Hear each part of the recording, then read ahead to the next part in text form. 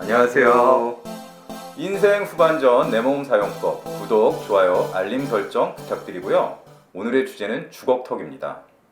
선생님, 지난 시간에 저희가 청소년기의 치아 관리, 네. 부정교합과 교정치료에 대해서 살펴봤는데 네. 주걱턱을 특별히 다른 주제로 빼어놓으신 이유가 네. 있으신가요? 이렇게 주걱턱 같은 경우는 조금 좀 자세하게 설명드려야 될 부분이 있을 것 같아서 좀 따로 분류를 했고요.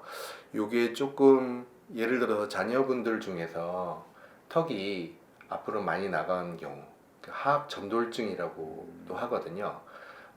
그냥 의학 용어로 간단하게는 클래스 3라고도 합니다. 그래서 이 하악 전돌증 같은 경우는 치료를 조금 세심하게 접근을 해야 될 것 같아서 이런 부분들을 따로 좀 준비하게 됐습니다. 네, 제가 잠깐 예상해 보면 네. 주걱턱 같은 경우에는 교정치료로는 안 된다 이런 느낌이 드는데 맞나요? 네. 일단 좀 한계가 있습니다. 그러니까 보통의 경우는 이제 윗니가 아래를 덮는 게 정상이거든요. 근데 아래 턱이 과성장이 돼서 앞으로 나가게 되면 거꾸로 아래 앞니가 윗니를 덮게 되죠. 그래서 일반 사람들도 딱 봐서 교합이 안 좋구나라고 딱 인식하게 됩니다. 이렇게 거꾸로 물리게 된다 그래서 그걸 반대 교합이라고 하는데요. 네.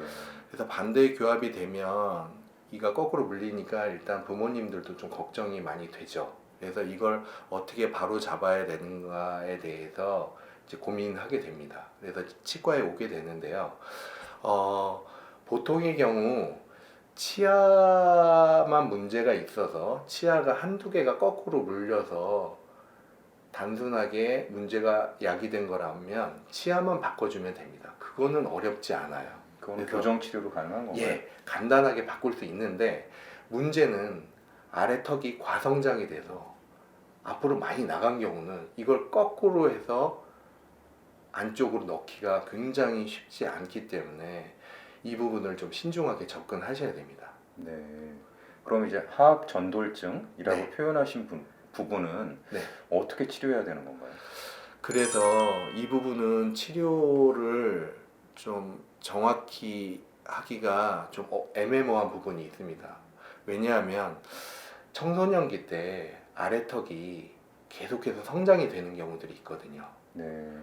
그러니까 보통 애가 키가 크게 되는 것과 비례해서 아래턱도 위턱에 비해서 성장이 과하게 되는 경우들이 있습니다. 그래서 예를 들면은 거꾸로 물려서 교정을 했는데 아래턱이 더 계속해서 자라게 되면 교정 효과가 없겠네요. 또 앞으로 나가게 되는 거죠. 그렇게 되면 치료는 치료 기간대로 길어지고 비용은 비용대로 많이 들고 애도 또 고생이고 힘들겠네요. 네. 그래서 이런 경우는 좀 중요하게 생각하는 가이드라인을 좀 잡아줄 필요가 있거든요. 네.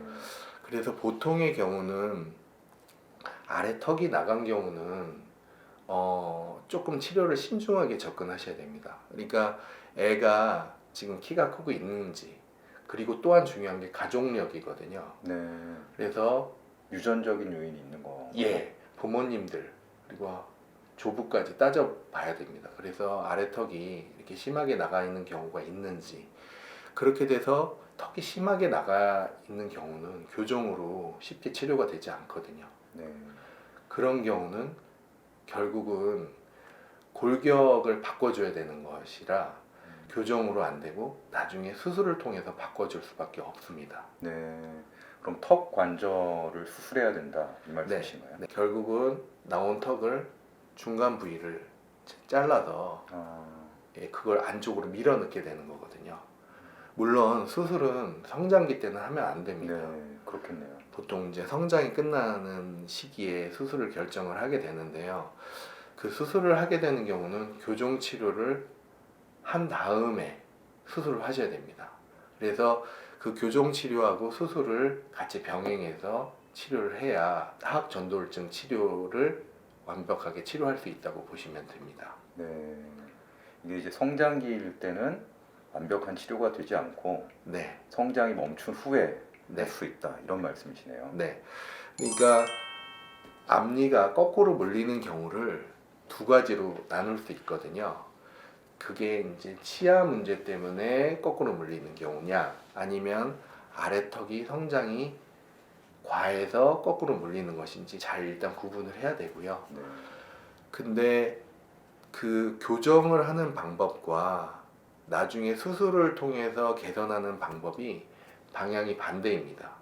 그래서 이 앞니를 거꾸로 물리는 것만 개선을 하기 위해서 정상교합을 만들어 놓게 되면 그 상황에서 아래턱이 앞으로 나가게 되면은 안모가 별로 예쁘지 않거든요. 네. 그러니까 흡사 좀 마귀할멈처럼 이렇게 턱끝이 나오는데 여기가 꺼진 입이 되는 경우들은 심미적으로 좀 마이너스가 되는 측면들이 있어서 그 턱이 나온 경우는 수술과 교정을 병행해서 치료할 수밖에 없습니다. 네. 그러면 어떤 방식으로 치료를 해야 되는 걸까요? 그래서 쉽게 설명을 해보면 이 치아를 안쪽으로 숙여서 넣게 되면 마귀알몸처럼 되니까 오히려 치아를 아래 앞니를 바깥쪽으로 이렇게 쭉 빼낸 다음에 수술을 통해서 이렇게 안쪽으로 들어오게 되면 아주 보기 좋은 안모를 갖게 되는 것이라고 이해하시면 될 것 같습니다. 아, 그래서 교정과 수술이 병행해야 병행되어야 한다 이렇게 예, 말씀하시는 예, 거군요. 예.